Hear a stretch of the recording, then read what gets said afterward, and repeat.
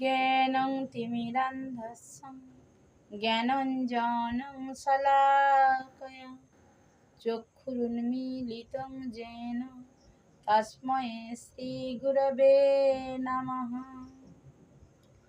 জয় গুরু, জয় গুরু, জয় মা। নিগম ঠাকুর শ্রী শ্রী নিগমানন্দ দেব চ্যানেলে নিগম পরিবারের প্রত্যেক ভক্ত শিষ্যদের জানাই জয় গুরু, জয় মা সম্ভাষণ। প্রথমে ঠাকুর মহারাজের চরণে প্রণাম জানিয়ে, মাতা সুধাংশুবালা মায়ের চরণে প্রণাম জানিয়ে, সাধু সন্ন্যাসী অন্তেবাসী চরণে ভূমিষ্ঠ প্রণাম জানিয়ে এবং ঠাকুরের প্রাণের দয়াল ভক্ত শিষ্যদের যথাযোগ্য স্থানে সম্মান ও জয় গুরু, জয় মা সম্ভাষণ জানিয়ে আজ আমি ঠাকুরের ভক্ত শিষ্যের লেখা প্রিয়াঙ্কা চ্যাটার্জির আর্য দর্পণ থেকে পাঠ করে শোনাচ্ছি আরতির মাহাত্ম্য।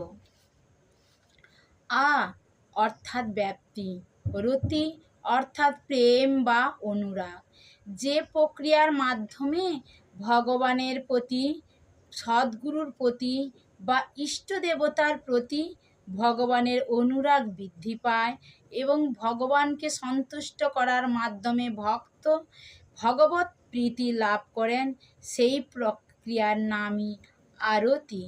আরতিকে আরাত্রিক ও নিরঞ্জনও বলা হয়। হিন্দু পূজা পদ্ধতিতে আরতি একটি অত্যন্ত গুরুত্বপূর্ণ বিষয়।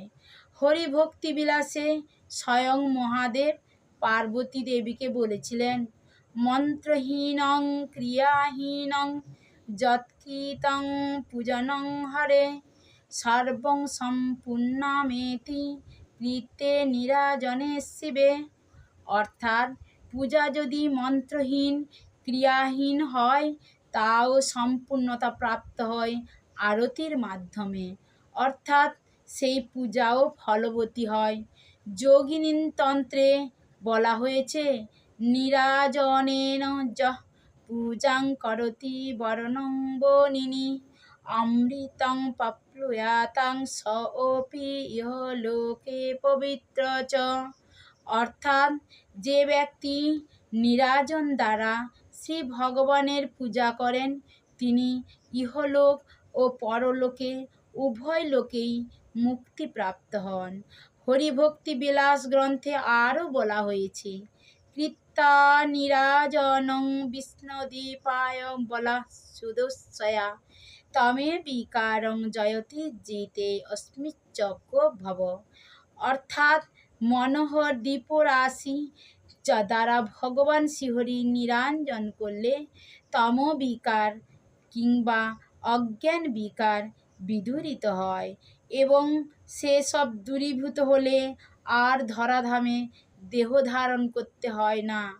তন্ত্রশাস্ত্রে বলা হয়েছে, যদি আরতির পর কেউ সেই প্রদীপের তাপ গ্রহণ করে, সেই পুষ্প ও ধূপের সুবাস যদি কারোর নাসারন্ধ্রে প্রবেশ করে তাহলে তার সমস্ত পাপ দূর হয়ে যায়।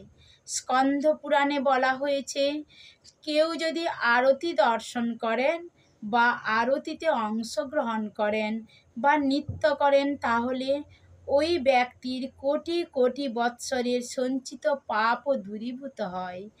এমনকি ব্রহ্মহত্যার মতো জঘন্য পাপ থেকেও পরিত্রাণ পাওয়া যায়। বরাহ পুরাণে বলা হয়েছে, আরতির সময় যদি কেউ আনন্দিত হয়ে ভক্তিপূর্ণ চিত্তে শ্রী বিগ্রহ বা ভগবানের মুখমণ্ডল দর্শন করেন তাহলে যমরাজ তার কাছে আসতে ভয় পান এবং সেই ব্যক্তি মৃত্যুর পর বৈকুণ্ঠধাম প্রাপ্ত হন।